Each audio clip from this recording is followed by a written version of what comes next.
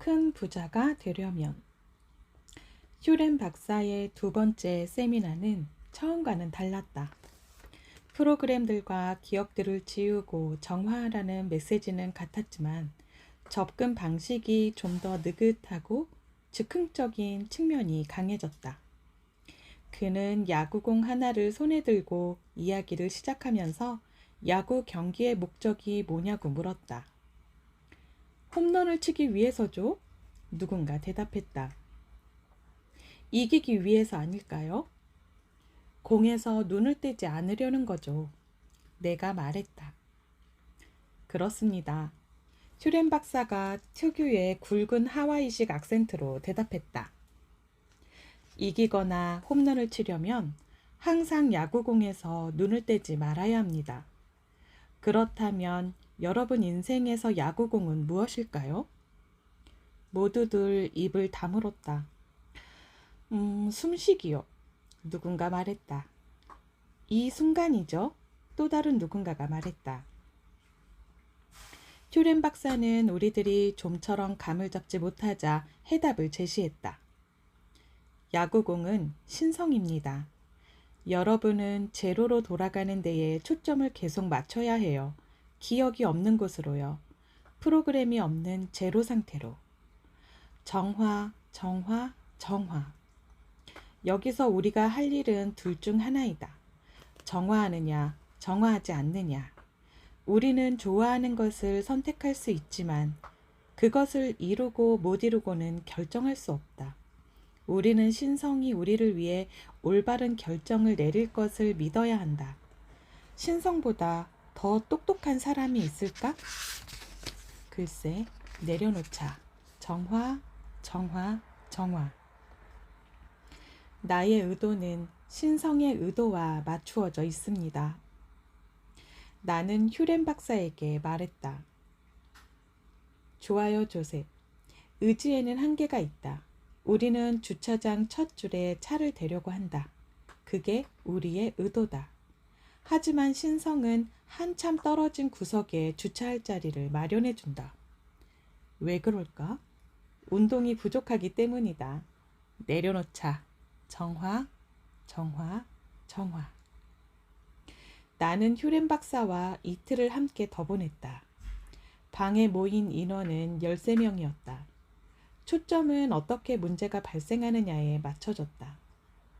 문제는 늘 발생합니다. 그가 단언했다. 나는 그 말에는 거부감이 들었지만 그냥 적어 내려갔다.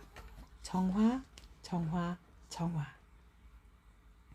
문제는 기억들이 재생되면서 생깁니다. 기억은 프로그램입니다. 그것은 여러분 것이 아니에요. 우리가 공유한 것이죠. 그 기억을 풀어내는 방법은 신성에게 사랑을 보내는 것입니다. 신성은 듣고 반응하지만 모두에게 최선의 방법을, 모두에게 가장 적합한 때를 고르죠. 선택은 우리가 하지만 결정은 우리가 하지 못합니다. 신성이 결정합니다. 이해가 안 갔다.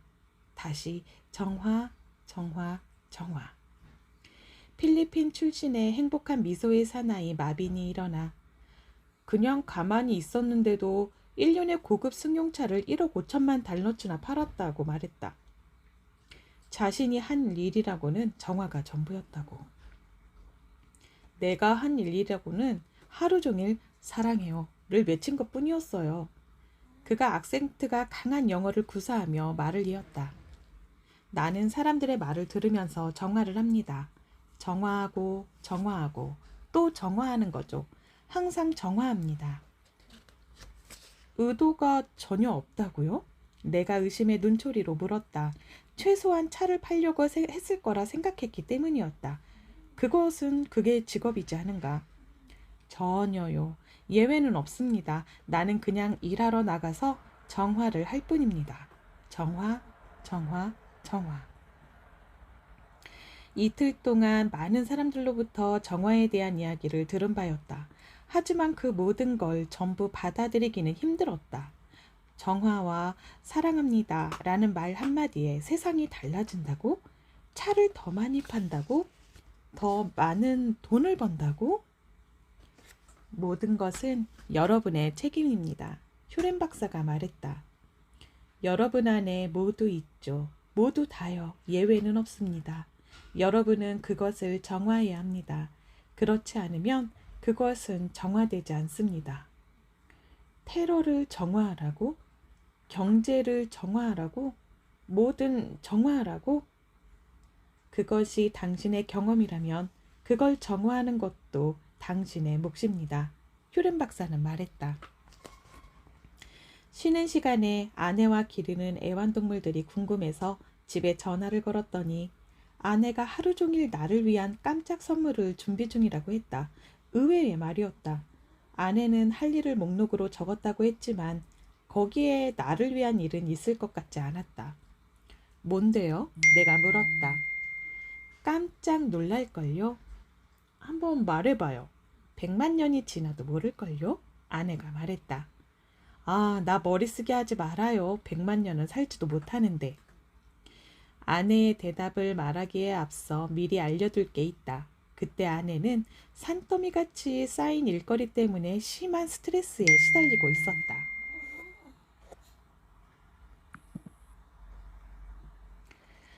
저러다 쓰러지겠다 싶을 정도로 나와 또 다른 고객을 위해 각각 비디오를 제작 중인 데다 개발한 소프트웨어를 홍보해야 했고 내가 집에 없을 때는 살림을 하고 동물들을 돌봐야 했다.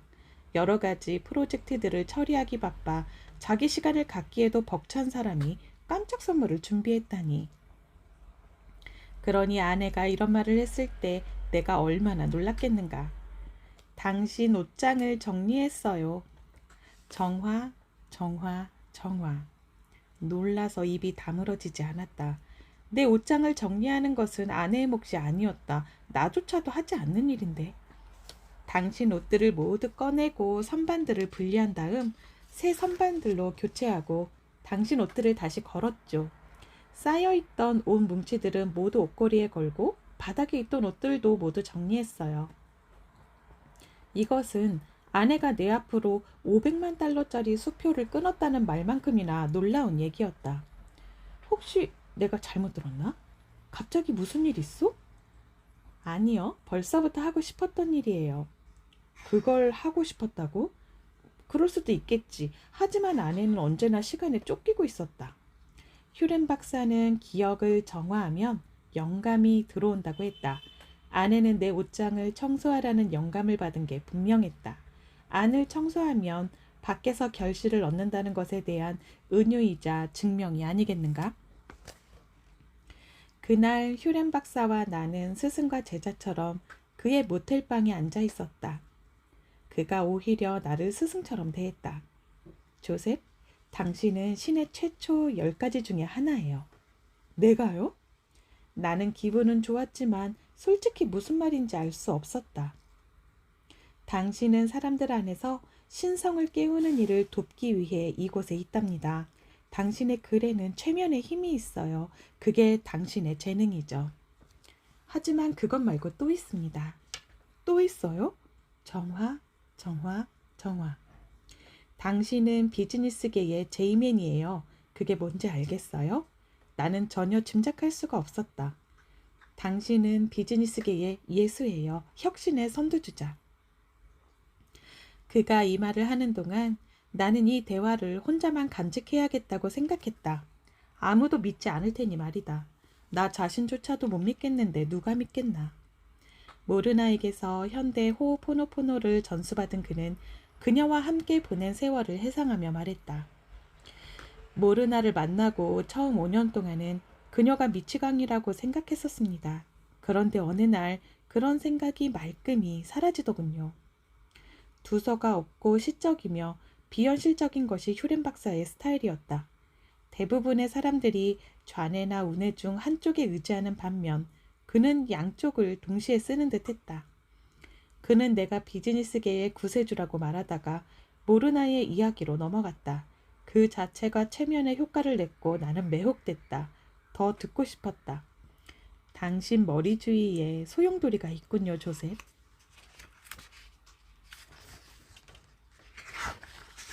그가 뭔가를 느끼고 말했지만 나는 아무것도 보이지 않았고 아무것도 느끼지 못했다. 그건 화폐의 문양이에요. 이글처럼 말이에요. 어쩐지 그에게 끼고 있던 금반지를 보여주고 싶은 기분이 들었다. 그건 2500년 된 고대 로마 시대의 순금반지였다. 박사는 손을 내밀었고 나는 그의 손바닥 위에 내 반지를 얹었다. 반지에 쓰인 글귀는 라틴어입니다. 피뎀은 신념을 뜻하죠. 내가 설명하는 동안 휴렌 박사는 조용히 반지를 들고 있었다. 어떤 이미지를 떠올리거나 영감을 받고 있는 듯 했다. 나는 그가 반지에 집중하는 동안 잠자코 있었다. 당신은 전생의 위대한 웅변가였습니다. 그가 입을 열었다. 하지만 궁지에 몰려 살해당했어요. 이 반지는 그 기억을 치유하고 있습니다. 흥미로웠다. 나는 가끔씩 전설적인 웅변가가 된 내 모습을 상상하곤 하지만 실제로는 대중 앞에서 연설하는 걸 두려워하는 성격이다. 그의 말대로라면 지금 나의 그런 성격은 과거의 연설을 끝낸 후 살해되었기 때문이라고 볼 수도 있을 것이다. 나는 그 기억을 자아가 만들어낸 기억이라고 생각했을 뿐 전생이라고는 생각하지 않았었다. 한데 휴렌 박사가 내 반지를 만져 그 기억을 집어낸 것이다. 나는 이걸 잘 끼지 않아요. 끼세요, 항상.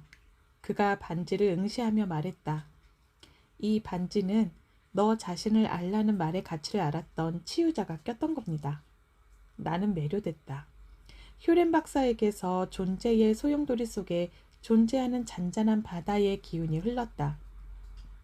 세상이 휘몰아치는 와중에도 그는 침착한 듯 보였다. 무엇이 닥치든 어떤 말이 들리든 그는 자신의 본심을 말했다.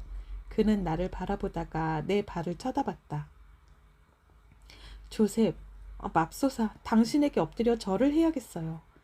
그가 내게서 무얼 보았는지 모르겠지만 순전히 그것 때문에 마음이 움직인 것 같았다. 당신은 신과 같아요. 정화, 정화, 정화. 우리는 정화를 위해 이 자리에 모였습니다. 그는 주말 수련 세미나에 참석한 나와 모두를 향해 다시 한번 상기시켜 주었다. 정화하세요. 항상, 끊임없이 모든 기억들을 정화하세요. 그래서 우리가 여기서 해야 할 일을 위해 신성이 영감을 줄 수 있도록 합시다. 나는 수련 도중에 그동안 내 책들 중 한 권만 정화하고 다른 책들은 정화를 하지 않았다는 것을 깨달았다. 돈을 유혹하라는 베스트셀러 1위에 올랐지만 고객은 매 순간 태어난다는 판매가 시원치 않았다. 나는 감전되듯 등줄기에 짜릿한 전율을 느끼며 이 사실을 깨달았다. 그게 바로 다른 책들과 달리 이 책이 잘 되지 못한 이유였다. 나는 첫 번째 훈련에 참가했을 때 정화 작업의 보조 수단으로 연필 끝에 지우개를 쓰는 방법을 배웠다. 그냥 지우개를 갖다 대는 것이다. 그게 다였다. 지우개가 실제로 기억들을 지우는 것은 아니지만 상징적인 의미를 지녔다. 그 당시 나는 막 출간한 내 책 인생에 놓쳐버린 교훈 위에 연필을 한 자루 올려놓았다. 그리고 몇 달 동안 그 책을 지나칠 때마다 잠시 멈춰서서 그 연필을 집어들고는 끝에 지우개로 책을 톡톡 두드렸다. 미쳤다고 손가락질해도 좋다. 어쨌거나 그 행동은 심리적 기폭제로서 그 책을 둘러싼 기억들을 정화하는 데 도움이 됐다. 그 책은 서서히 베스트셀러 반열에 올랐고 사흘 동안 1위 자리를 지켰다. 대기업들이 수천 부씩 책을 구입했고 월마트에서 대량 주문이 들어왔으며 우먼스 데이에 기사가 실렸다. 하지만 나는 고객은 매 순간 태어난다에는 정화 작업을 하지 않았다. 그 책은 출간되어 베스트셀러 근처까지 올라갔지만 상위 10위권에는 진입하지 못했다.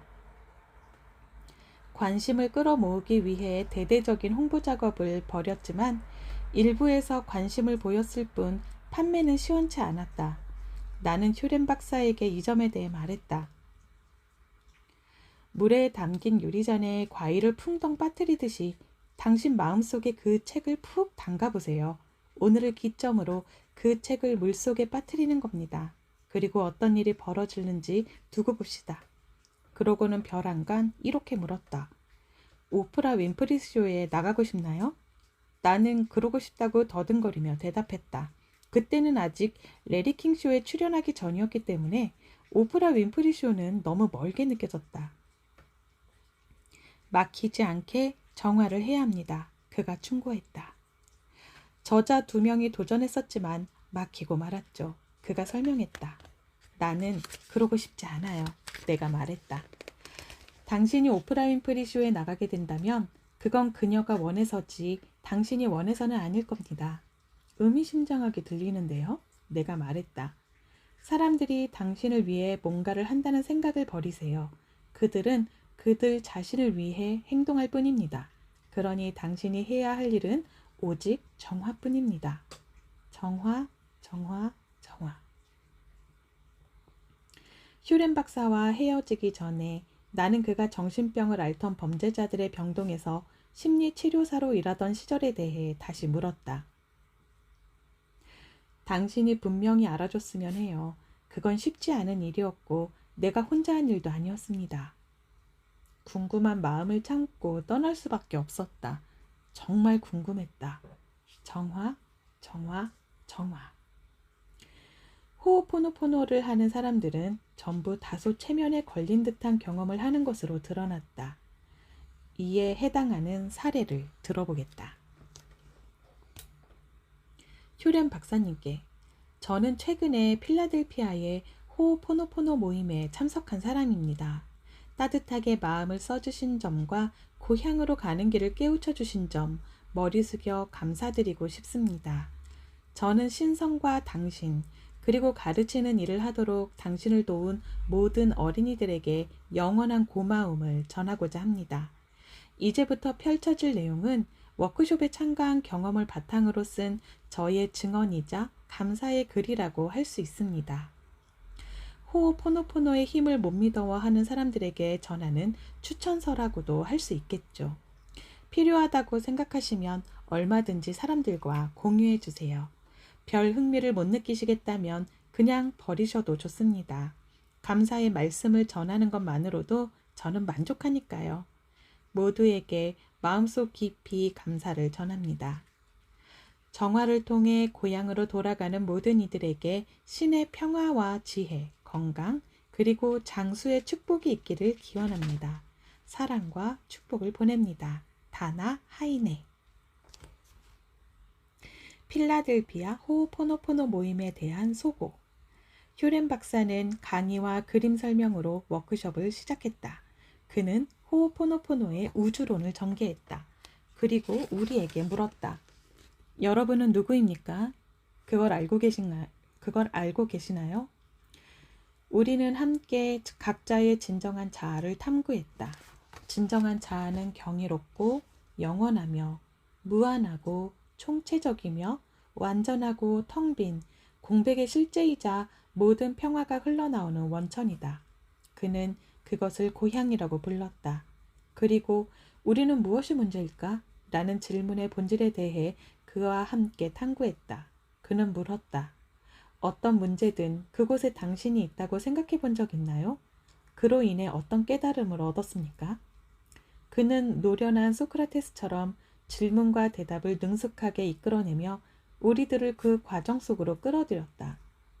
그때는 몰랐지만 휴렌 박사는 정화와 변형을 위해 우리에게 숨겨진 기억들과 판단들을 능숙하게 발굴해내고 있었다. 나는 뭔가에 홀린 사람처럼 손을 들고 질문을 던지고 의견을 말했다. 하지만 어쩐지 시간이 흐를수록 내가 질문을 할 때마다 휴렌 박사가 나를 무시하고 깔보는 것 같은 기분이 들었다. 대답이 들려올 때마다 얼굴이 화끈거렸고 공개적으로 망신을 당했다는 느낌을 떨칠 수 없었다. 일요일 아침이 밝았을 때 나는 렌 박사에게 너무 화가 난 나머지 그냥 떠나버리고 싶었다. 휴렌 박사는 오만하고 우월의식에 물든 고압적인 사람이라고 판단 내린 나는 속을 부글부글 끓이며 화를 사귀지 못한 채 앉아있다가 급기야 울음을 터뜨리기 일보 직전까지 갔다. 너무 화가 나서 그만 일어나 나가고 싶었다. 워크숍을 포기할까 말까 생각하다가 자리에서 일어나 화장실로 갔다. 강의실에서 울게 될까봐 두려웠기 때문이다. 암모니아 냄새가 진동하는 화장실 칸막이 안에 앉아있자니 화가 머리끝까지 치밀어 올랐다. 화가 치밀다 못해 살인 충동까지 일어났다. 내 안에 무엇인가가 그 분노를 내보내지 않으려고 고집을 부렸다. 하지만 뭔가 다른 것이 나를 계속 설득하고 있었다. 말해. 나를 용서해요. 나를 용서해요. 당신을 사랑해요라고. 나는 분노를 향해 이 말을 외우고 또 외웠다. 바로 그때 불현듯 어떤 기억이 떠올랐다. 그것은 새로운 감정이 아니었다.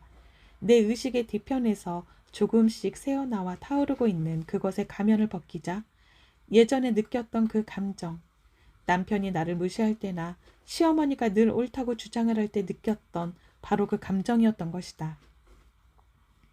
시어머니 말로는 팥으로도 메주를 쓰는 분으로 아이처럼 연약한 나의 가슴을 온통 휘저어 놓곤 했다. 그때 나는 비로소 깨달았다. 그렇구나. 그것은 해묵은 기억이자 내 눈이 품고 있었던 분노의 불꽃이었다. 나는 그 불꽃을 다른 사람의 가슴 속으로 밀어넣고 있었다. 그 기억의 검을 가슴에 품은 채 현재로 끌고 와서 다른 사람들을 베고 있었던 것이다. 휴렌 박사와 시어머니, 내 남편, 부시 대통령, 사담 후세인 등 누구든 닥치는 대로 이게 바로 휴렌 박사의 요점이었다. 끊임없이 반복되는 재생의 순환고리. 나는 떠나지 않았다. 대신 강연장으로 되돌아가 그날 남은 시간을 깊은 평온 속에서 보냈다. 나는 조용히 마음속으로 말했다. 미안해요. 나를 용서해요. 고마워요. 사랑해요. 그 후 휴렌 박사가 질문들에 대답을 했지만 종전과 같은 감정들은 자취를 감추었고 그에 대한 애정이 솟아났다. 변한 것은 그가 아니라 나였다. 내 안에 뭔가가 변한 것이었다. 강연장으로 돌아오고 얼마 뒤 휴렌 박사는 그가 호오포노포노를 처음 알게 되었을 때의 경험담을 들려주었다. 그는 워크숍을 한 번도 아니고 자그마치 3번이나 포기했었다고 했다. 매번 강사가 미친 사람처럼 보였고 그래서 매번 워크숍 비용을 날려먹었다고 말이다. 나는 생각했다. 내가 무슨 생각을 했는지 혹시 박사님이 알고 있었나? 그를 미치광이라고 생각하면서 내가 나갈 뻔했다는 것도? 다음 쉬는 시간에 나는 휴렌 박사에게 조심스럽게 다가갔다. 그는 아주 상냥한 말투로 남성의 지배에 대한 기억이 고대로부터 지금까지 반복되며 팽배해 있다고 설명했다. 여러 사람들이 공유한 이 기억을 지속적이고 부지런히 치유해야 한다고 말이다. 나는 집에 돌아와서야 워크숍에서 내게 일어난 치유의 깊이를 실감할 수 있었다. 그 주말 내내 휴렌 박사는 변형의 도구, 즉 주지주의를 타파하는 도구들을 제시했다. 나는 긴가민가 하면서도 시키는 대로 연필을 들고 말했다. 이슬방울. 그리고 종이 위에 고질적 문제라고 생각되어 적었던 단어들, 컴퓨터, 아들, 남편을 적고 연필로 톡톡 두드렸다. 그리고 집에 돌아갔을 때 이것이 지닌 힘을 절감하게 만드는 일이 일어났다. 집에 도착하자마자 남편과 아들이 활짝 웃는 얼굴로 나를 맞이하며 이렇게 말했다. 엄마가 없는 동안 무슨 일이 생겼을까요? 새 컴퓨터? 나는 짐작으로 말했다.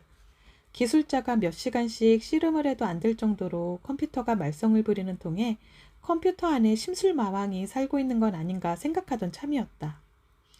중요한 것은 이 변덕쟁이 컴퓨터 때문에 지난 몇 주 동안 가족 간의 불화가 잦았다는 점이었다. 컴퓨터는 아무래도 좋았다. 내가 원하는 건 화목이었다. 남편과 아들이 그렇다고 대답했을 때 나는 내심 놀랐다. 새 컴퓨터를 사자니 어젯밤만 해도 6개월만 참고 기다렸다가 64비트 프로세서를 사자고 했던 그들이 아닌가. 어떤 브랜드인지 맞춰봐요. 나는 시중에 나와 있는 브랜드를 모조리 읊기 시작했다. 델, 휴렛 패커드, 소니, 게이트웨이, 컴팩. 아니. 대답하는 족족 아니라고 하기에 나는 포기를 외쳤다. 30년 지기 내 남편은 자기 주장이 매우 강한 남자다. 그의 강철 같은 의지는 일단 집중력과 이성이 발동하면 놀라운 결정력을 발휘한다. 하지만 이성이 침묵을 지킬 때는 결단의 사나이라기보다 완강한 고집쟁이에 가깝기 때문에 요지부동일 때가 많다. 남편은 컴퓨터는 모름지기 튼튼해야 한다는 입장이기 때문에 정말 아무것도 그의 마음을 바꾸지 못했다. 그러니 두 부자가 나를 향해 애플! 하고 외쳤을 때 내가 기절 초풍할 뻔한 것도 당연한 일이었다. 애초에 내가 원했던 건 애플 컴퓨터였지만 우리 집에서 애플이란 유대인 가정의 돼지고기나 다를 바 없었다. 뭐 별일도 아닌데 호들갑이냐고 할 수도 있겠다. 하지만 우리 부부는 30년이라는 세월 동안 산전수전, 우여곡절을 다 겪으며 단결과 평등이라는 상호 목표 아래 고된 전투를 벌여왔었다. 난데없이 불거진 이 컴퓨터 사건은 사운터의 전사들만이 아는 칼을 내려놓자 같은 평화 협정을 의미했다. 그 순간 연필을 들고 이슬방울이라고 말하며 남편, 컴퓨터, 아들이라는 단어를 톡톡 두드렸던 기억이 떠올랐다. 30년 동안 진행된 분쟁이 어떻게 그렇게 쉽게 해결될 수 있었을까? 미안해요. 날 용서해요. 고마워요. 사랑해요. 라는 말이 시어머니, 전화, 회사, 남편 등 버거운 상대들과의 평생에 걸친 싸움을 단숨에 끝내버렸단 말인가? 확실한 건 워크숍에 참가한 지 2주가 흘렀다는 것뿐이었다. 그동안 나는 휴렌 박사가 가르쳐준 것을 종교의식 행하듯 최선을 다해 매일 실천했다. 아들은 고질병을 극복했고 이제 남편과 나는 그동안 꾹꾹 눌러 참기만 했던 이야기들을 터놓고 나누고 있다. 어젯밤 남편은 이렇게 말했다. 여보, 원한다면 당신 것으로 노트북 컴퓨터를 사도록 해요. 의심하는 마음은 궁금해한다. 앞에서도 언급했지만 나는 세상에서 가장 독특한 심리치료사라는 글을 기고한 적이 있다. 그 후 그 글은 내 블로그와 내 웹사이트에 올라갔고 데이비드 리클란에 져서 인생을 개선하는 101가지 방법에도 실렸다. 내가 쓴 글은 많은 사람들의 마음을 감동시켰지만 모든 사람들에게 그랬던 것은 아니었다. 정신병을 앓는 범죄자들은 정신과 의사든 뭐든 그 누구라도 고칠 수 없다고 믿는 사람들도 있었고 휴렌 박사에게 편지를 보내 증명해보라고 요구한 사람도 있었다. 그 사람은 휴렌 박사가 정신병원에서 일한 사실을 구체적으로 확인하고 싶어 했다. 이것은 나 역시 마찬가지였다. 진실은 알려져야 한다. 이 점에 대해 휴렌 박사는 다음과 같이 상세한 답변을 주었다. 나는 하와이주 복지부가 운영하는 하와이 주립병원 내 정신요양시설에서 임상심리학자로 일했습니다. 1984년 처음 통제구역 병동에 들어갔을 때는 모든 격리병실이 거친 환자들로 꽉 차 있었습니다. 그때의 상황은 다음과 같았습니다. 1. 나는 1984년부터 1987년까지 강도 높은 보안이 필요한 남 환자 병동에서 주당 20시간을 일했다. 그 환자들은 살인, 강간, 마약, 폭력 전과범들이었다. 2. 병동에는 다른 사람들을 폭행하는 것을 막기 위해 금속 팔찌와 족쇄를 찬 환자들이 늘 몇 명씩 있었다. 3. 환자들 사이에 폭행이나 환자들이 직원들을 폭행하는 일이 빈번하게 일어났다. 4. 환자들은 스스로를 아끼고 갱생하려는 의지가 별로 없었다. 5. 병동 내에서 갱생 프로그램 같은 활동들이 없었다. 6. 병동 밖에서 허용된 활동이나 놀이, 작업 또한 없었다. 7. 가족들이 환자를 면회하러 병동을 찾아오는 일은 극히 드물었다. 8. 환자들은 의사의 서면 허락 없이는 격리 병동을 벗어나지 못했고 벗어난다 해도 팔찌나 족쇄를 차야 했다. 9. 환자들은 몇 년씩 입원하는 경우가 많았기 때문에 그들을 관리하는 비용만 1년에 3만 달러는 좋게 들었을 것이다. 10. 병동에서 일하는 직원들은 병가가 잦았다. 11. 병원 환경은 칙칙하고 황폐했다. 12. 병동 직원들은 본래 마음씨가 따뜻한 사람들이었다. 이제까지 내가 설명한 내용은 국내의 여타 정신병원과도 별반 다르지 않은 흔한 경우라고 생각합니다. 그리고 1987년 내가 이 병원을 떠날 당시 병원은 다음과 같이 달라져 있었습니다. 1. 격리실이나 팔찌, 족쇄를 더 이상 사용하지 않았다. 2. 극심한 폭력 사건은 매우 드물게 일어났고 대개는 신참 환자들에게서나 발생했다. 3.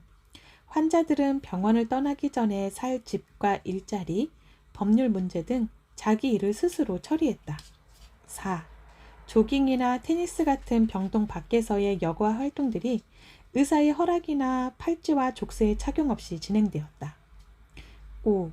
세차 같은 병동 밖에서의 노동이 의사의 허락이나 팔찌와 족쇄의 착용 없이 실시되기 시작했다. 6. 병동 내에서 환자들이 하는 일과 빵을 굽고 신발을 닦는 일이 포함됐다. 7. 가족들이 면회를 오는 횟수가 늘었다. 8. 직원들이 상습적으로 병가를 내는 일이 없어졌다. 9. 사람들이 병동 환경에 신경을 쓰게 되면서 도색 작업과 보수 작업을 제때 한 결과 병동 환경이 상당히 쾌적해졌다. 10. 병동 직원들은 환자들이 스스로를 완전히 책임질 수 있도록 지원하는 데 더욱 노력을 기울였다. 11. 환자들이 입원해서 퇴원하기까지 걸리는 시간이 수년에서 몇 달로 급감했다. 12. 환자와 직원의 삶이 보호관리 차원에서 급격히 개선되었고 사람들은 서로를 아끼게 되었다. 병동의 임상심리학자로서 내가 한 일은 무엇이었을까요? 나는 회개와 용서와 변형의 호호포노포노를 실행했습니다. 병동으로 가기 전에도, 병동에 있는 동안에도, 병동 밖에서도 의식적으로든 무의식적으로든 문제를 일으키고 있는 내 안에 그것을 청소했죠. 나는 한 번도 병동의 환자들을 진료하거나 심리치료를 하지 않았습니다. 환자 사례 연구 회의에도 참석하지 않았죠. 다만 나는 정신과 의사로서 문제를 유발하는 내 안의 것들을 100% 책임지고 정화했을 뿐입니다. 나는 나를 있게 한 나의 창조물입니다. 모든 사람들이 완벽하고 모든 것들이 완벽합니다. 불완전한 것은 반발하고 재생되는 기억들, 즉 판단, 분노, 화, 짜증 같은 기억들입니다. 나의 평화, 이아레아 카라 휴렌. 나 역시 호호포노포노를 배우는 과정에 있었지만 마음을 열고 기꺼이 동참하려는 사람들에게 호호포노포노를 가르쳐주기도 했다. 물론 그들의 열린 마음은 그들이 아니라 내 모습을 반영했다. 내가 투명해질수록 주변 사람들도 투명해졌다. 하지만 이것은 받아들이기 힘든 사실이었다. 내면보다는 외부를 변화시키고 싶은 마음이 더 쉽게 들기 때문이다. 나는 내리사와 함께 부동산 업자의 안내로 마우이 일대의 집을 보러 다닌 적이 있었다. 우리는 치유와 영성, 영화 시크릿, 그리고 개인의 성장 등 많은 이야기를 나누었다. 그렇게 흥미로운 대화를 나누며 차로 이동하던 중에 별안간 계시처럼 느껴지는 일이 일어났다. 그 중개업자는 휴렌 박사가 하와이식 치유법인 호호포노포노를 써서 정신병을 앓는 범죄자들의 병동 전체를 고쳤다는 기사를 읽었다고 했다. 자기 역시 다른 사람들처럼 그 기사를 읽고 영감을 얻었지만 다른 사람들과 마찬가지로 잘 이해하지 못하고 있다고 말했다. 그런데 마우이의 아름다운 섬 주변을 돌아다니던 중 그는 팔리지 않는 어떤 집 얘기를 꺼내며 불평하기 시작했다. 집주인과 매수자 사이의 분쟁에 휘말려 거래는 뒷전이 되는 바람에 당분간 그 집을 매매하기가 힘들게 됐다는 것이었다. 중개업자는 분명 그들의 행동에 실망하고 있었다. 순간 잠자코 듣고만 있던 내 머릿속으로 어떤 생각이 영감처럼 떠올랐다. 내가 물었다.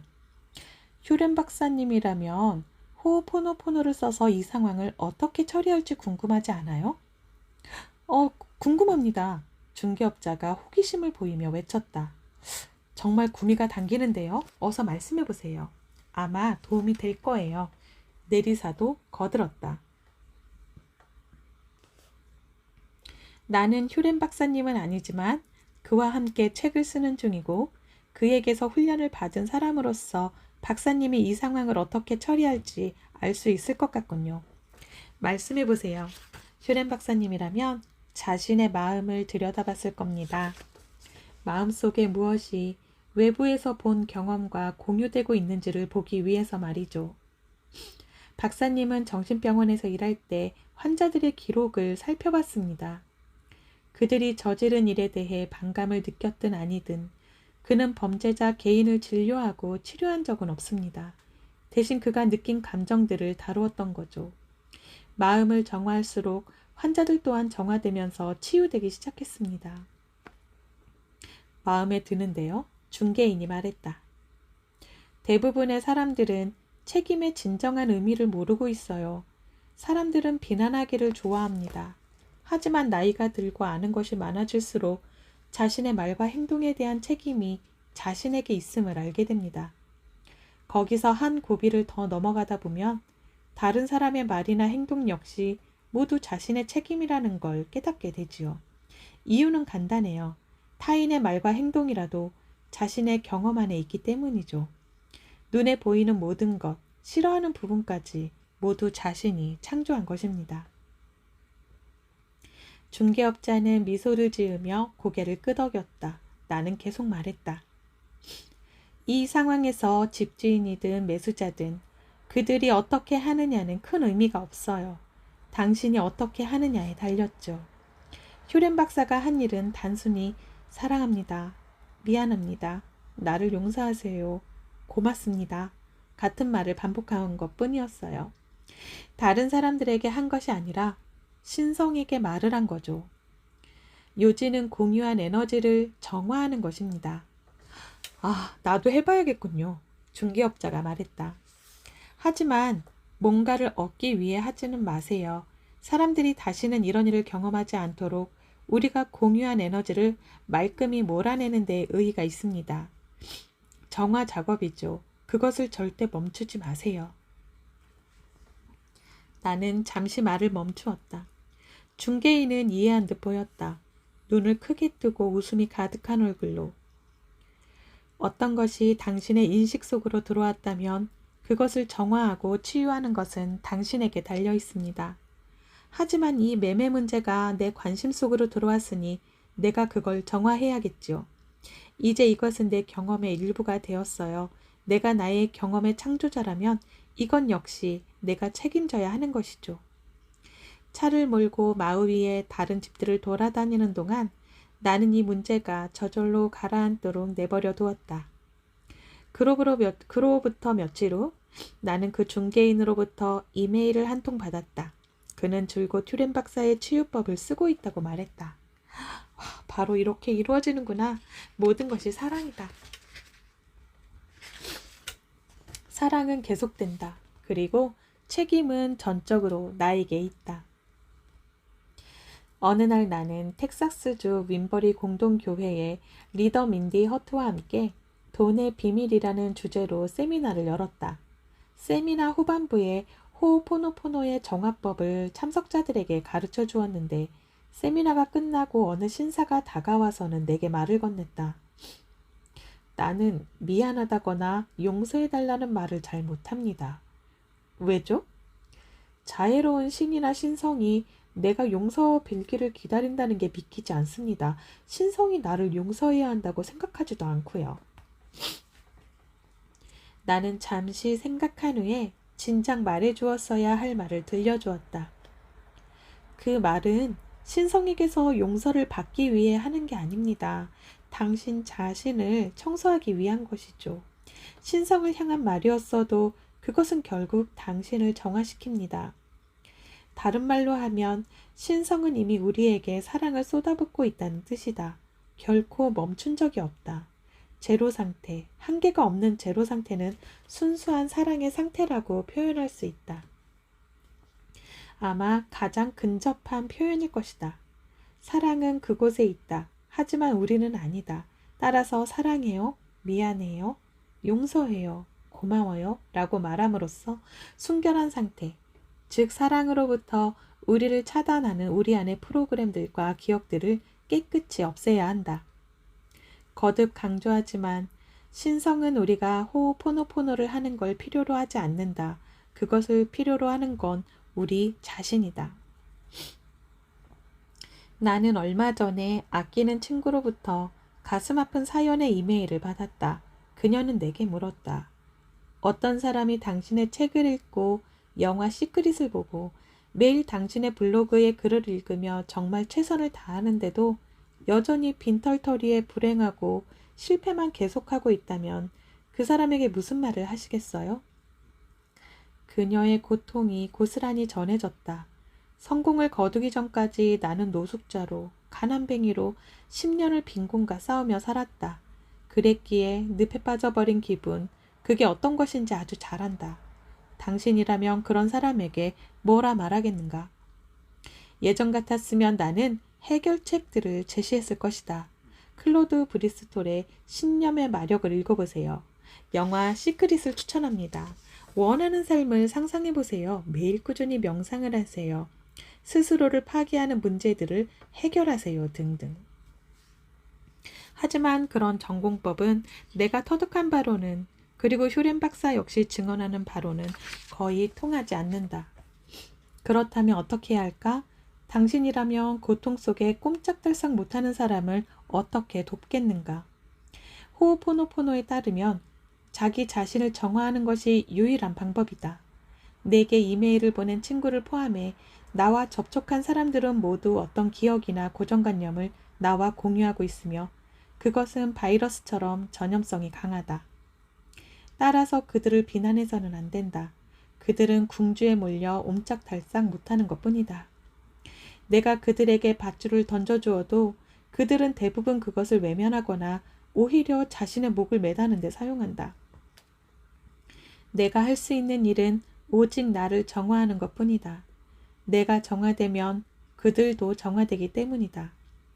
우리가 함께 공유하는 프로그램들을 비워낼 때 그것들은 모두 인류를 떠날 것이다.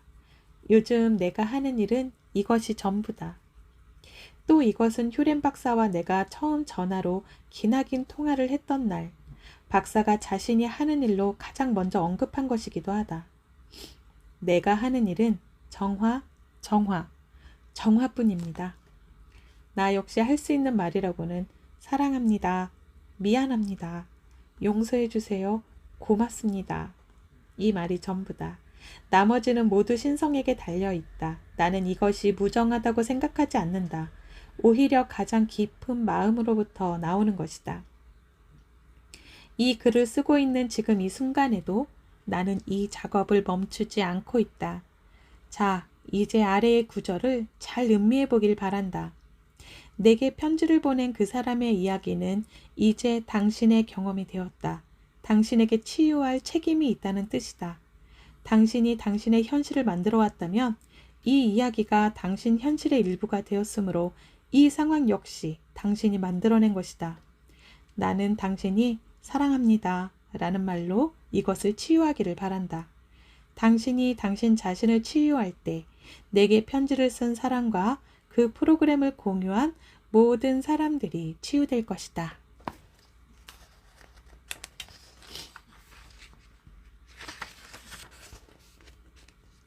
선택은 한계가 있다. 2006년 10월 휴렌 박사가 며칠간의 일정으로 나를 만나러 텍사스의 오스틴으로 날아왔다. 공항에서 만난 우리는 만나자마자 인생과 신, 프로그램, 정화 등에 관한 많은 이야기를 나누었다. 그가 내 근황을 묻기에 나는 내가 얼마나 신이 나 있는지를 말해주었다. 어떤 영화에서 이런 말이 나왔죠. 어떤 사람들은 늘 깨어있고 그들의 삶은 경이로움의 연속이다. 제가 요즘 그렇습니다. 인생이 내게 선물한 마법과 기적 때문에 마냥 콧노래를 부르고 있죠. 자세히 말씀해 보세요. 그가 재촉했다. 나는 그에게 내가 아끼는 새 차의 이야기를 해주었다. 2005년형 고급 수제 스포츠카 파노즈 에스페란테는 손으로 일일이 조립한 것은 물론이고 부품마다 만든 사람의 서명과 이름이 붙어 있었다. 내 차의 이름은 프란신이었다. 휴렌 박사라면 그 차에 깃든 사랑과 그 차를 살아있는 사람처럼 대하는 걸 이해할 거라고 나는 믿었다. 그에게는 세상 만물이 모두 살아있는 것이나 다름없으니 말이다. 내가 영화 시크릿에 출연한 것을 계기로 레리킹 쇼에 나가게 됐다고 말하자 그가 물었다. 레리킹은 어떤 사람입니까? 나는 직선적이지만 다정하고 지혜로운 사람이라고 대답하고는 내가 쓴 책 2권이 좋은 반응을 얻고 있다는 소식도 전했다. 얼마 지나지 않아 그는 내게서 넘쳐 흐르는 활력을 느꼈을 것이다. 처음 호호포노포노 수업을 들었을 때에 비해 뭐가 달라졌을까? 나는 잠시 생각한 후에 대답했다. 통제하려는 마음을 버렸어요. 그냥 내버려 두죠. 다만 정화하고 지우고 제로 상태로 가려고 노력할 뿐입니다. 그는 내 어깨를 다독이고는 미소를 지었다. 그럴 줄 알았다는 듯이, 그 순간을 간직하려는 듯이. 우리는 내 차가 있는 곳으로 걷기 시작했다. 그가 몇 발짝도 못 가서 걸음을 멈추고는 나를 빤히 바라보았다. 발걸음이 꼭 나는 것 같군요. 그가 감탄하며 말했다. 발에 스프링이라도 달린 것 같아요. 박사님을 만나 기분이 좋아서 그렇죠. 그날 효렌 박사와 저녁을 먹으며 내 책 한 권의 반응이 신통치 않아 실망스럽다는 말을 꺼냈다. 조셉, 그 책을 사랑하셔야 돼요. 내가 바라는 건 그 책이 잘 팔리는 것인데 사랑이 판매와 무슨 상관이 있다는 건지 이해가 되지 않았다. 당신에게 아이가 셋 있는데 한 아이가 학교 성적이 부진하다고 해서 그 아이에게 실망했다고 말하고 있는 건가요? 아니요. 내가 대답했다. 그 순간 머리를 한 대 얻어맞은 것 같았다. 내 책은 내 자식이구나. 박사의 말처럼 왜 너는 다른 아이들만 못하냐고 꾸짖는 꼴이었다. 이제 아셨죠? 조셉, 모든 자식들을 사랑하셔야 돼요. 인생이 학교에서 성적이 부진하다고 내 아이를 외면했다고 생각하니 너무나 가슴 아프고 미안한 마음이 들었다. 나는 가슴속 깊이 내 책을 새기며 마음으로 신성에게 말하기 시작했다. 사랑합니다. 미안합니다. 용서하세요. 고맙습니다. 그날 집으로 돌아간 나는 그 책을 가슴에 꼭 품고는 사랑하는 부모의 마음으로 있는 그대로 감사하지 못한 데에 대한 용서를 빌었다. 얼마 후 휴렌 박사와 함께 텍사스주 윈벌리에 있는 내 집 근방으로 가고 있을 때 그가 내 안에서 엘프를 봤다고 말했다. 뭐라고요? 엘프, 북유럽 신화에 나오는 요정 말입니다. 휴렌 박사는 내가 보지 못하는 것들을 곧잘 보곤 했는데 그는 그것을 심령, 능력이라고 부르지 않고 그저 매 순간 마음을 털어놓는 것이라고 표현했다. 그 엘프는 큰 눈과 큰 귀를 가졌어요. 그는 안에 있으려고 하고 사람들 앞에 서는 걸 싫어하죠. 아, 제가 그런 면이 있어요.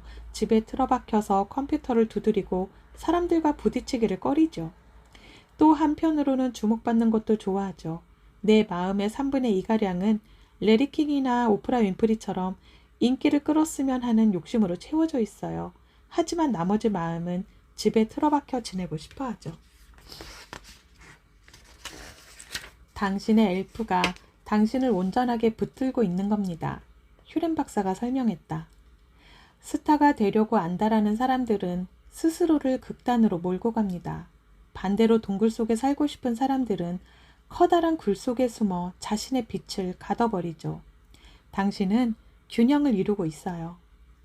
그날 나는 아내에게 박사가 언급한 엘프에 대해 말해주었다. 무대에 서고 싶은 당신의 분신은 뭐라고 부르나요? 아내가 물었다. 모르겠어요. 아내는 잠시 생각하더니 스프라이트, 물가에 사는 작고 귀여운 요정. 이게 좋겠어요. 스프라이트? 네, 스프라이트. 잘 어울려요. 다음날 휴렌 박사에게 아내가 내 외향적인 분신을 스프라이트라고 이름 지었다고 말하자 그가 한바탕 웃음보를 터뜨리고는 마음에 든다고 말했다.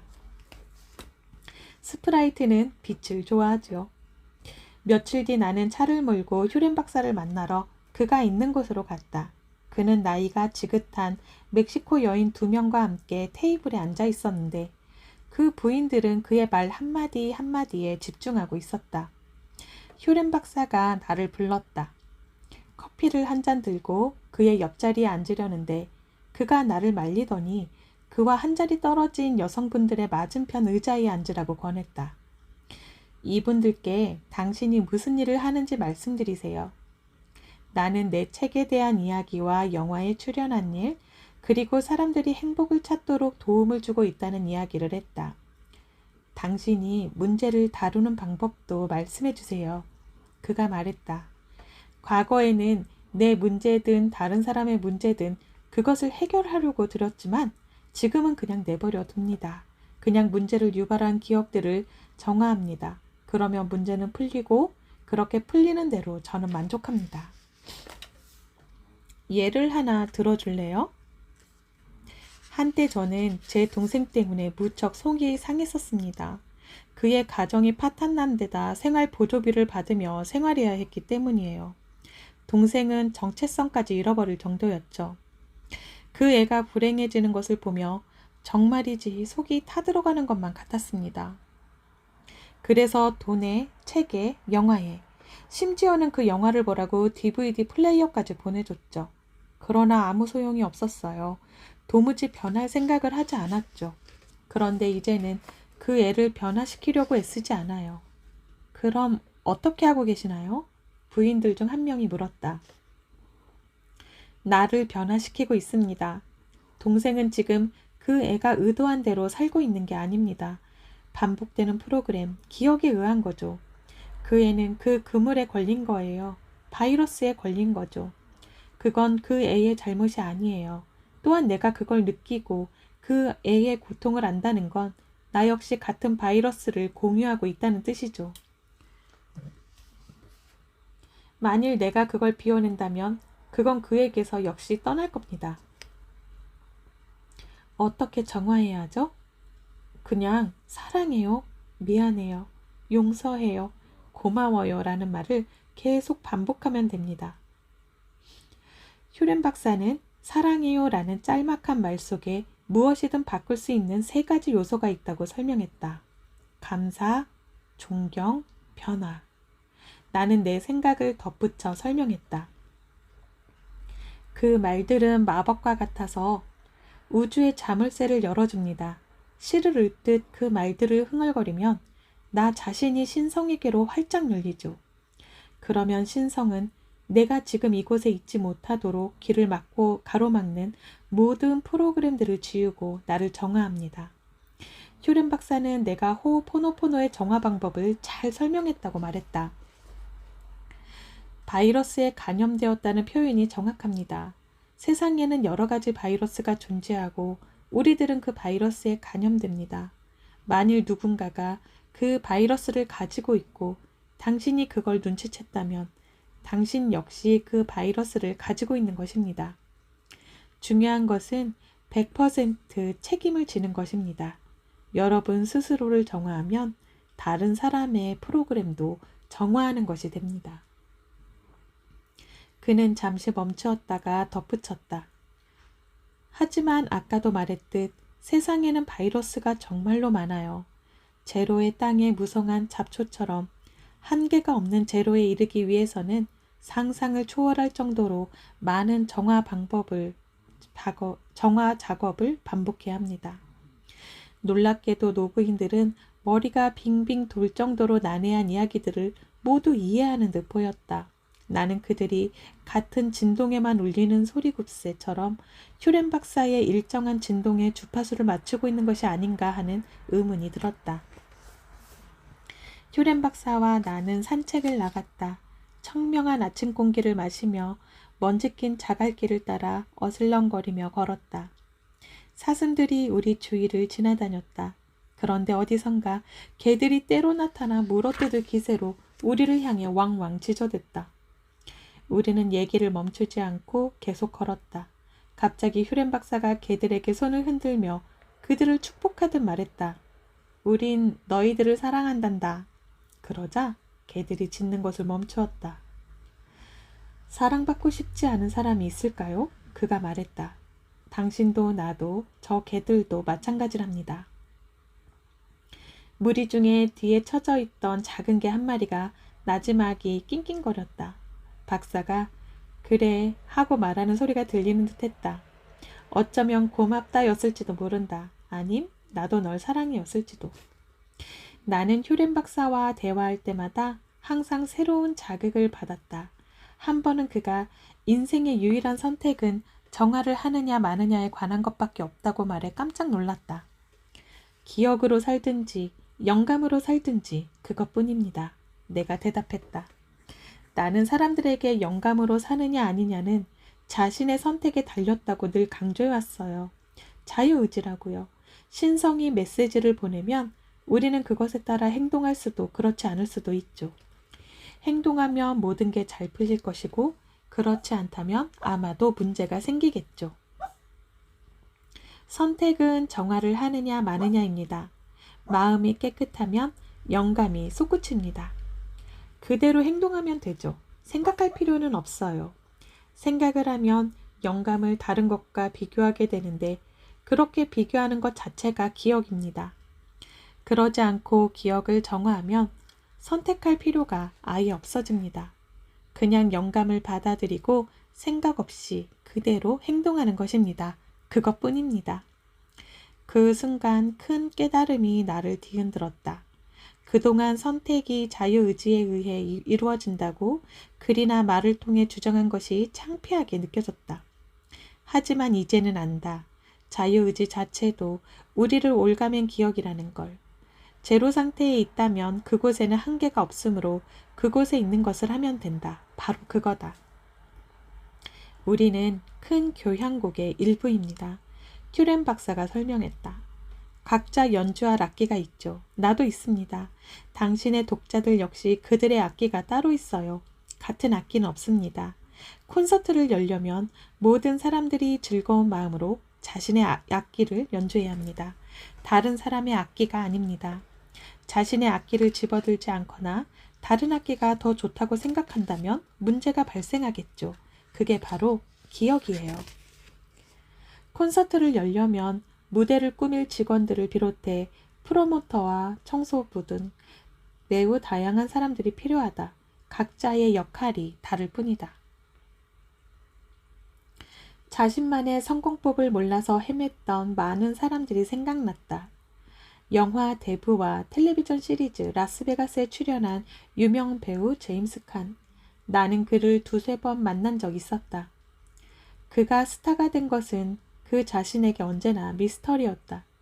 뛰어난 배우를 넘어서서 전설로 우뚝 선 그가 한 것이라고는 자기 자신답게 산 것뿐이며 우주의 각본에서 자기 역할을 찾아내어 그대로 연기한 것뿐이었던 것이다. 나 역시 마찬가지다.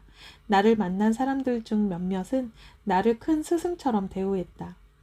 영화 시크릿이나 돈을 유혹하라 같은 내 책들을 읽은 사람들 중에는 내가 신과 통하는 직통 전화번호라도 갖고 있는 것처럼 생각하는 이도 있었다. 하지만 진실로 고백하건대 나는 그저 인생의 콘서트에서 내가 맡은 역할을 수행하고 있을 뿐이다. 당신이 당신의 역할을 하고 내가 나의 역할을 할 때 세상은 순조롭게 흘러간다. 하지만 당신이 내가 되려 하고 내가 당신이 되려 하면 문제가 발생한다. 누가 그 모든 역할을 정했을까요? 내가 휴렌 박사에게 물었다. 신성이죠. 제로. 그가 대답했다. 언제 정해졌을까요? 당신과 내가 태어나기 훨씬 전 아메바조차 세상에 없을 때. 그렇다면 자유의지는 전혀 없다는 뜻인가요? 우리는 그냥 각각의 역할에 매여 있는 걸까요?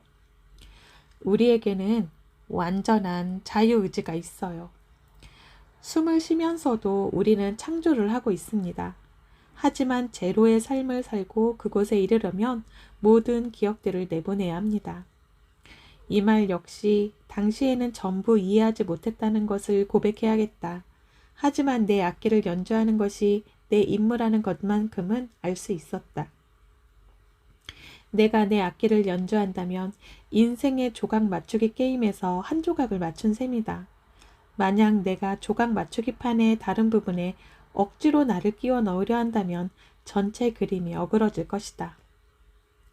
조셉, 당신의 의식은 완전히 모든 걸 이해하려고 들겠지만 우선 이걸 명심하세요. 우리의 의식은 항시 일어나는 150만 비트 중에서 고작 15비트만을 인식할 수 있다는 걸요. 진짜 벌어지는 일들을 의식은 전혀 짐작도 못하죠. 그다지 즉 듣기 좋은 말은 아니었다. 적어도 내 의식적인 마음에게는 말이다. 앞에서 언급한 대로 나는 돈의 비밀이라는 주제로 세미나를 연 적이 있었다. 그때 나는 투명한 사람은 얼마든지 돈을 벌 수 있으며 빈 털털이라면 그것은 그 사람이 투명하지 않다는 증거라고 말했다. 이 얘기를 휴렌 박사에게 했을 때 그는 내 말에 동의하며 말했다. 기억은 돈을 쫓아냅니다. 돈에 대해 투명하다면 그걸 가질 수 있지요. 우리가 돈을 받아들인다면 우주가 돈을 줍니다.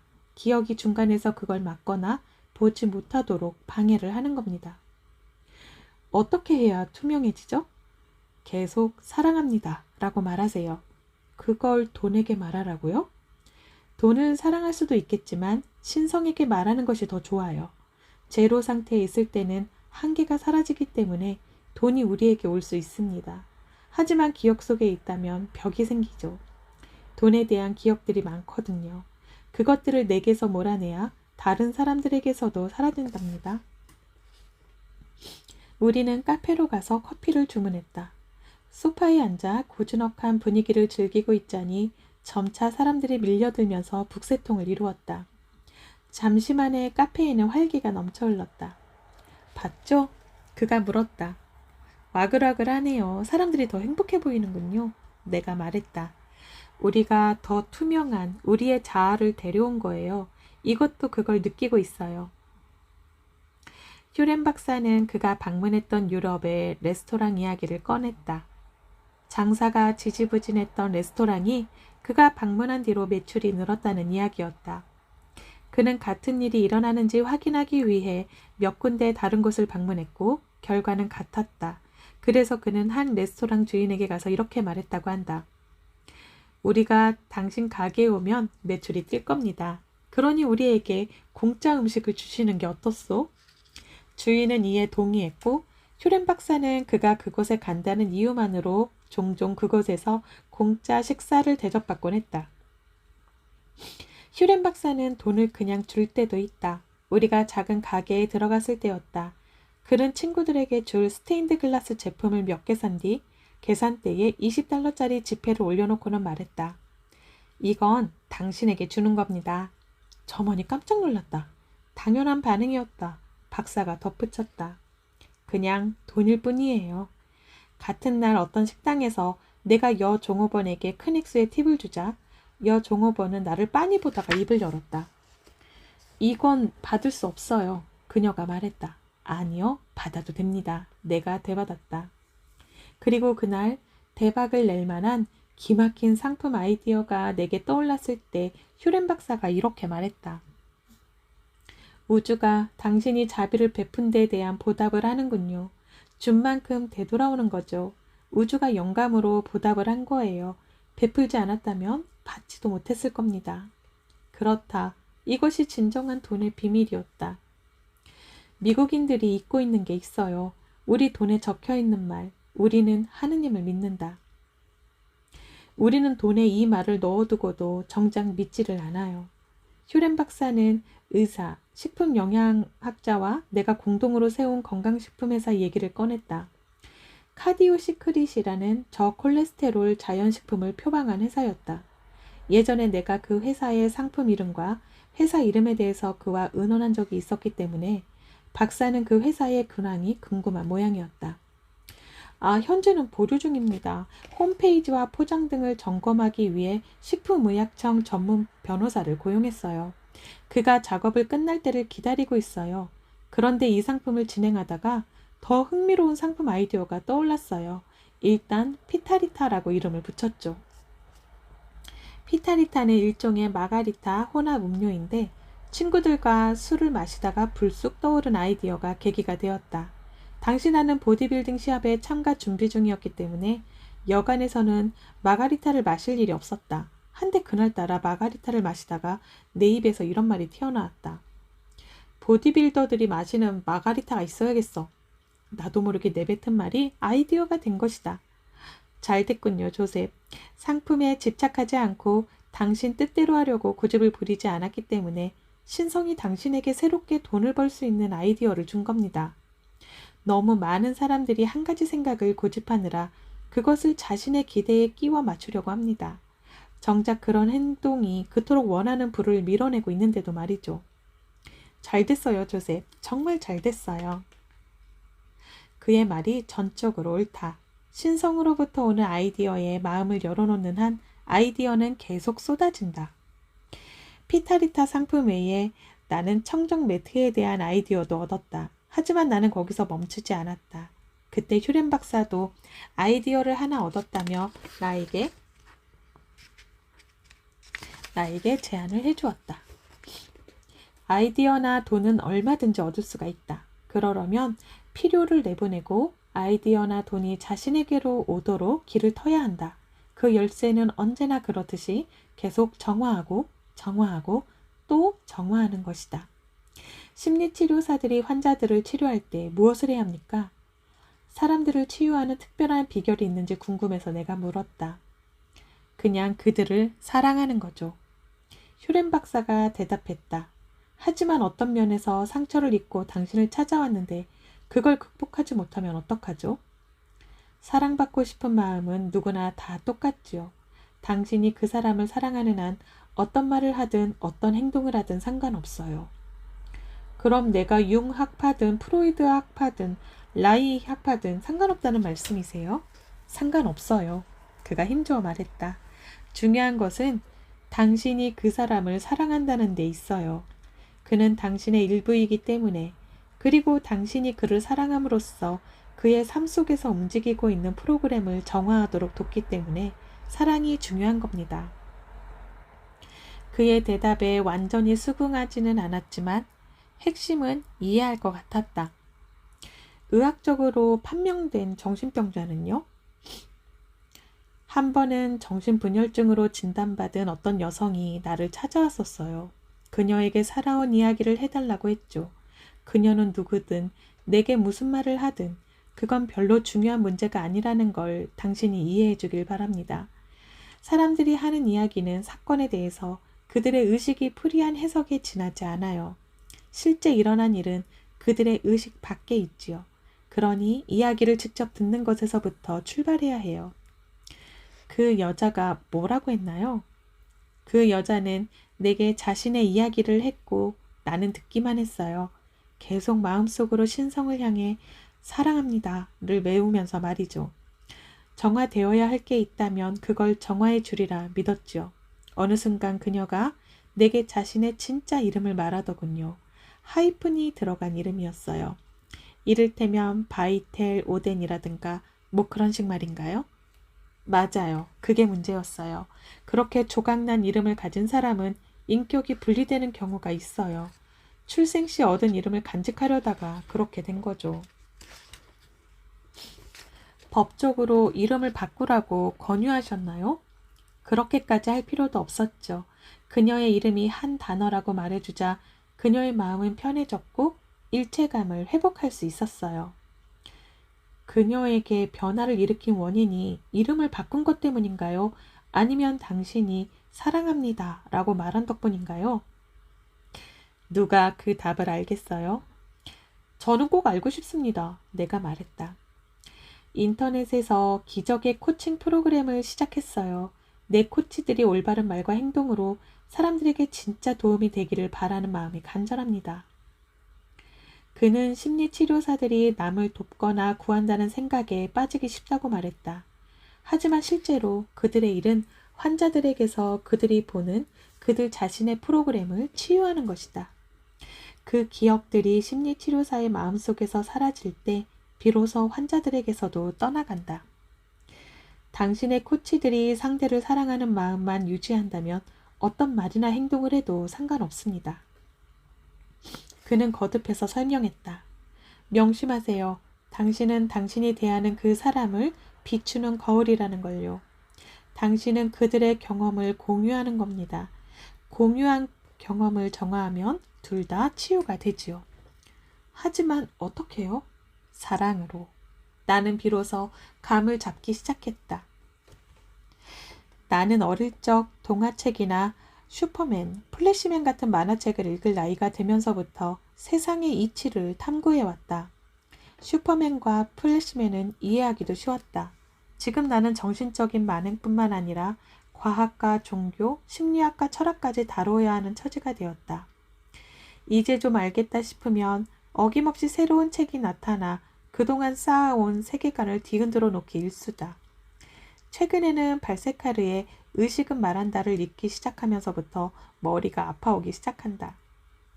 발세카르의 책을 읽고 혼란을 겪고 있는 한 사람으로서 그 주제를 간단히 요약해보자면 우리의 행동은 자유의지로부터 나오지 않는다. 오히려 자유의지는 저절로 일어난다. 내 의지, 내 의식대로 행동한다는 생각은 사실 착각일 뿐이며 실제로는 에고의 말을 따른다는 것이다.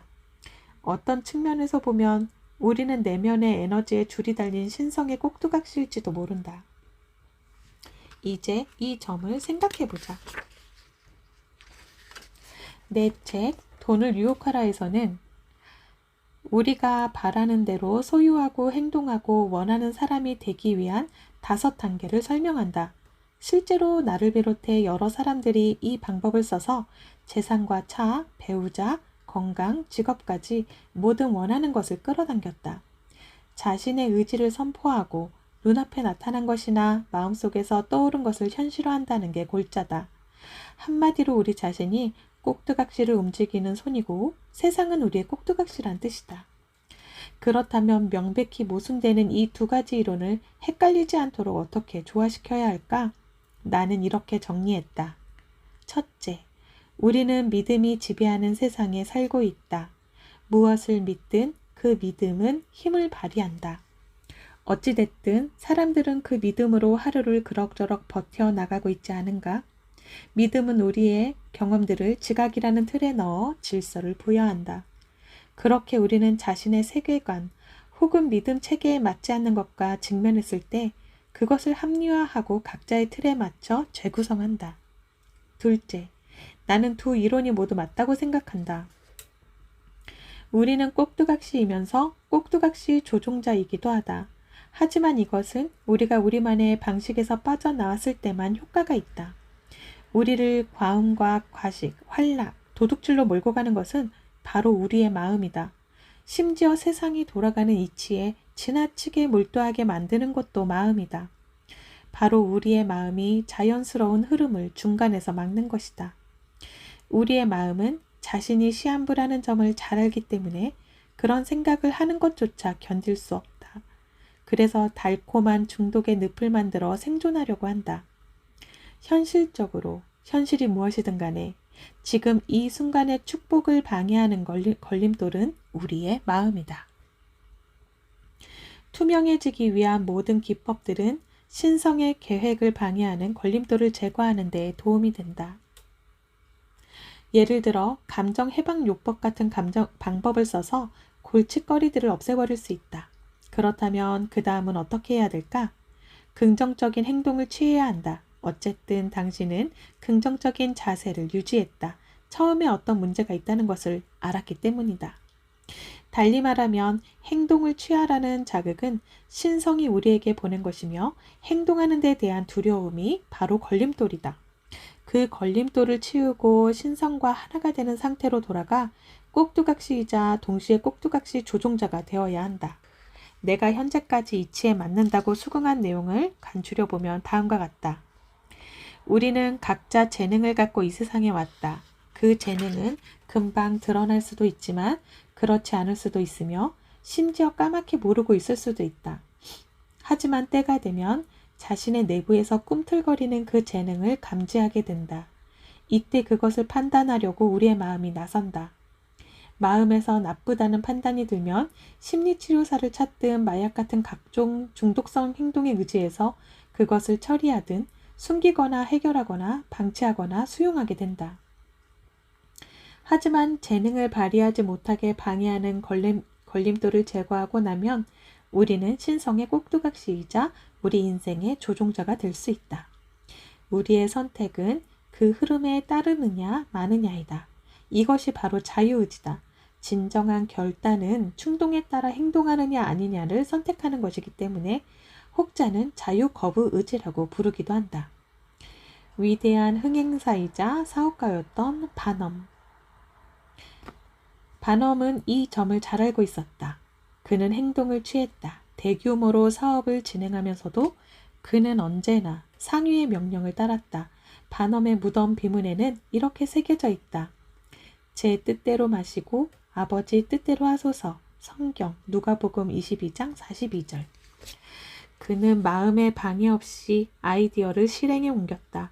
그리고 결과를 있는 그대로 수용하며 모든 것이 우주의 큰 그림 안에서 벌어지는 일부라고 믿었다. 행동을 취하면서도 내맡길 줄도 알았다. 누구나 재능이 있어요. 언젠가 산책길에서 휴렌 박사가 말했다. 타이거 우즈도요? 그는 신성이 버리는 게임판에서 자신의 역할을 해내고 있어요. 그가 다른 사람들에게 골프를 가르치면 어떨까요? 절대 잘하지 못할 겁니다. 그의 역할은 골프를 치는 것이지 가르치는 게 아니거든요. 그건 다른 사람의 몫이에요. 우리에게는 각자 맡은 역할이 있어요. 수의도요? 그럼요. 자기 일을 좋아하는 수의와 청소부들이 있지요.